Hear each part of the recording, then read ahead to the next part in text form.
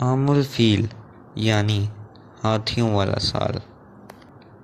بسم اللہ الرحمن الرحیم۔ ملاحظہ کیجیے حصہ دوم۔ دوسرے دن صبح کو حبشہ والوں کا لشکر مکہ مکرمہ سے دور وادی مجاز سے روانگی کے لیے تیار ہوا۔ ابرہہ نے حکم دیا کہ روانگی سے قبل ہاتھیوں کو رنگا رنگ جھولوں اور قیمتی زیوروں سے آراستہ کیا جائے۔ روانگی شروع ہوئی۔ ابرہہ نے کہا محمود نامی ہاتھی سب سے آگے رہے۔ کہا جاتا ہے کہ نفیل خشمی نے آگے بڑھ کر محمود نامی ہاتھی کے کان میں کہا کہ اے ہاتھی واپس لوٹ جا، کیونکہ جس طرف تو جا رہا ہے وہ حرم خدا ہے اور ذات باری کی طرف منسوب ہے۔ خبردار اس کو ذرہ برابر بھی نقصان نہ پہنچانا۔ جب محمود ہاتھی نے اس ذات مقدس کا نام سنا تو گردن جھکائی، اور جب اس کو خانہ کعبہ کی طرف بڑھایا گیا تو بے جان ہاتھی کی طرح خاموش کھڑا رہا اور سونڈ زمین پر رکھ دی۔ فیل بانوں نے امکانی کوشش کی لیکن کارگر نہ ہوئی۔ محمود نے ایک قدم بھی آگے نہ بڑھایا، لیکن اس کے برخلاف اگر اسے کسی دوسری سمت موڑا جاتا تو وہ رواں دواں ہونے کے لیے تیار تھا۔ لشکر اس کے اس رویے سے سخت پریشان تھا کہ زمین پر اندھیرا ہوتا محسوس ہوا، اور جب آسمان پر نظر ڈالی تو دیکھا کہ سمندر کی جانب سے کوے کے پروں کی طرح سیاہ پرندوں کے گول مصروف پرواز تھے۔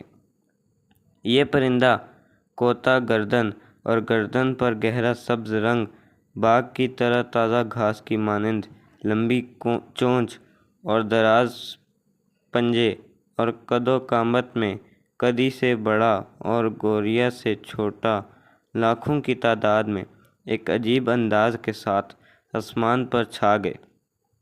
مشاہدین کا بیان ہے کہ وہ وقت ایسا تھا جس سے یہ ظاہر ہوتا ہے کہ آسمان پر سیاہ چادر تان دی گئی ہے۔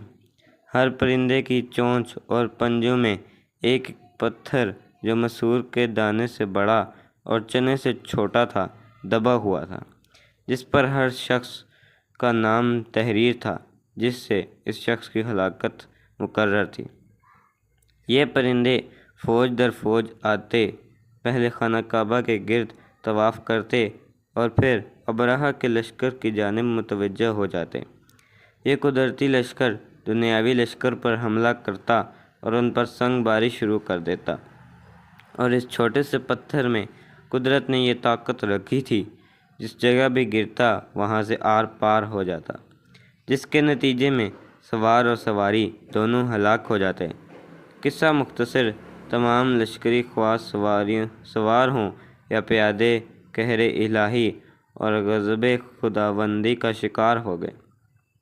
ابرہہ اس معرکے سے بھاگ گیا اور حبشہ کی راہ پکڑی، لیکن بدقسمتی نے یہاں بھی اس کا ساتھ نہ چھوڑا اور راستے میں کوڑ کا شکار ہو گیا، اور اس کے جسم کا جوڑ الگ ہو گیا اور جسم کے جوڑوں سے خون بہنے لگا۔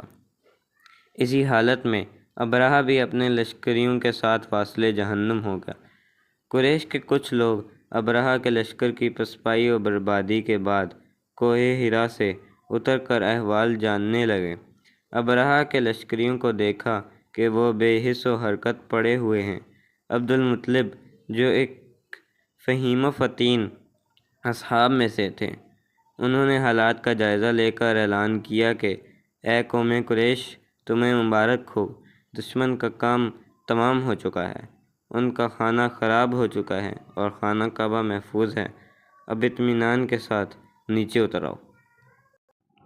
عبد المطلب کا اعلان سن کر تمام لوگ نیچے دوڑتے ہوئے آئے تاکہ مال غنیمت سے جتنا زیادہ مل سکے حاصل کر لیں۔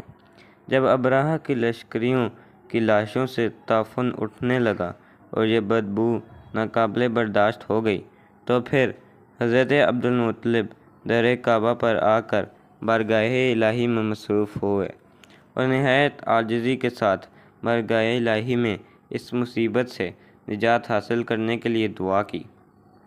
آپ کی دعا بارگاہ الہی میں مقبول ہوئی اور ایک سیلاب آیا جو ان لاشوں کو بہا کر لے گیا اور سرزمین مکہ ان کے ناپاک وجود سے پاک ہو گئی۔ اس واقعے کے بعد اہل مکہ کے دل میں خانہ کعبہ اور حضرت عبد المطلب کی عزت و احترام اور بڑھ گیا، اور اطراف و کناف میں قریش مکہ کی حیت و دبدبہ بڑھ گیا، کیونکہ رب العالمین نے ان کے دفع و شر کے لیے عالم غیب سے لشکر جرار روانہ کر کے انہیں کفرار کردار کو پہنچایا۔ نبی کریم صلی اللہ علیہ وآلہ وسلم کی ولادت مبارک اسی سال ہوئی۔ اکثر مورخین نے لکھا ہے کہ حضور نبی کریم صلی اللہ علیہ وآلہ وسلم کی ولادت اس واقعے کے 56 دن بعد ہوئی۔